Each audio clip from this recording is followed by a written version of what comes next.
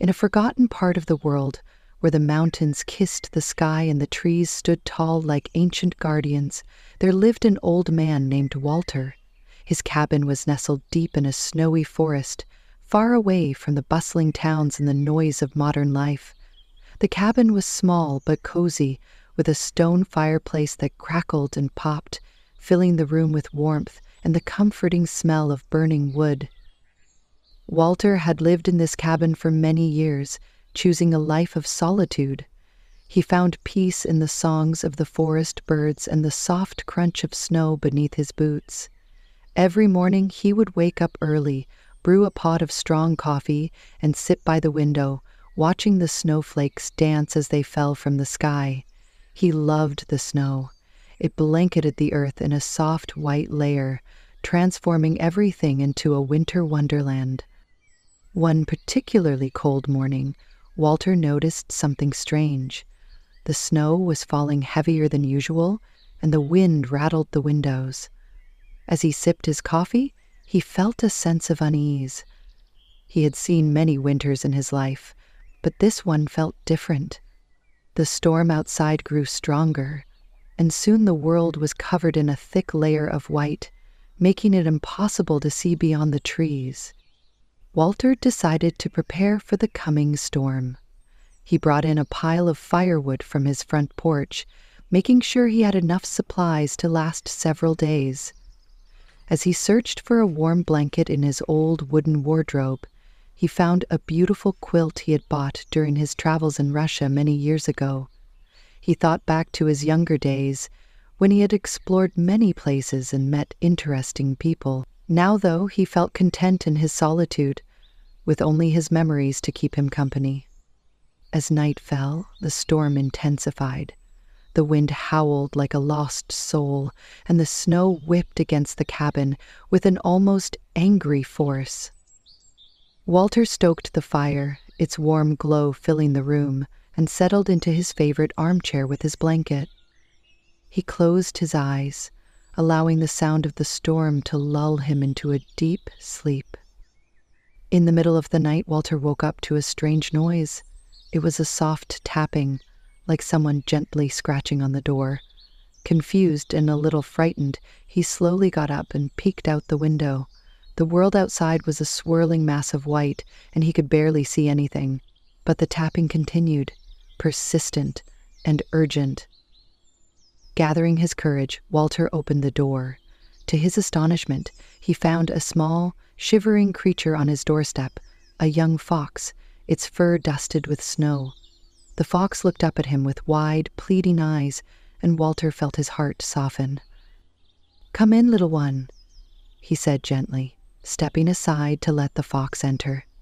The creature hesitated, but then scampered inside, seeking warmth by the fire. Walter watched as the fox curled up on the floor, its tiny body trembling. Walter realized he could not abandon this creature to the storm. He fetched some food from his supplies and offered it to the fox. To his surprise, the fox devoured the food hungrily, its eyes sparkling with gratitude. As the night wore on, the storm raged outside, but inside the cabin, a sense of peace began to settle. Walter and the fox formed an unspoken bond, each finding comfort in the other's presence. The old man shared stories of his life, talking softly to the fox as if it could understand every word. He spoke of his adventures, his travels, and the beauty of the world beyond the snow. The storm lasted for 3 days, and during that time, the fox became Walter's companion. They would sit by the fire, and the old man would tell tales of the forest, of the animals that lived there, and the changing seasons. The fox, in turn, would listen intently, its eyes shining with curiosity.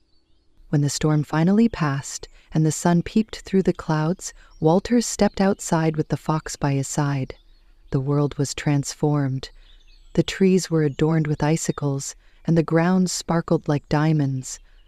Walter felt a surge of happiness as he breathed in the crisp, fresh air. As he turned to the fox, he realized it was time for it to return to the wild. He knelt down, gently stroking the fox's fur. "You belong to the forest, little friend," he said softly. The fox looked at him, and in that moment they shared a deep understanding. With a final nuzzle, the fox turned and dashed into the snow, disappearing among the trees. Walter watched until it was out of sight, feeling a bittersweet ache in his heart. Though he missed the fox, he was grateful for the companionship it had brought during the storm. The seasons turned, and each winter thereafter, the little fox returned to visit Walter. Every year, like clockwork, it would appear at the cabin, tapping gently on the door. Walter would rush to let it in, and they would share warm meals by the fire. In return for his hospitality, the fox gifted Walter small treasures from the forest floor, vivid feathers, polished stones, and sprigs of berries it had carefully gathered. With each visit, their bond deepened, filled with companionship and solace. However, as time went on, Walter began to feel the weight of years. His hair turned silver, and his steps grew slower. He knew that their time together was precious. One winter, a heavy snowstorm swept through the mountains. Walter prepared as usual, but he felt a deep sense of weariness settle in as the storm raged on.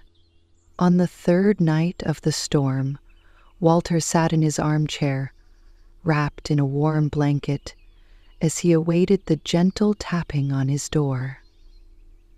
He closed his eyes, thinking of the fox and the joy it brought him. In that moment, surrounded by the soft sounds of the crackling fire and the howling wind, he drifted into a deep sleep. When he woke up, everything was quiet. The storm was gone, and sunlight filled the room through the window. He looked around the cabin, hoping to see the fox curled up near the warm ashes of the fire, but it was nowhere to be seen. Days turned into weeks, and still the fox did not return. Walter's heart ached with longing. He missed the little creature who had brought so much joy into his life. As he sat by the window, gazing out at the snow-covered forest, he realized he had not only lost a friend, but had also entered a new chapter of his own life. Maybe, Walter thought, the fox had grown restless, listening to his stories, and had gone beyond the horizon to find adventures of his own. One morning, as the sun rose, Walter felt a wave of peace wash over him. He understood that the fox would always be a part of him, just as he would always be a part of the forest. With a smile on his face, he whispered to the wind, "Thank you for the memories, my little friend."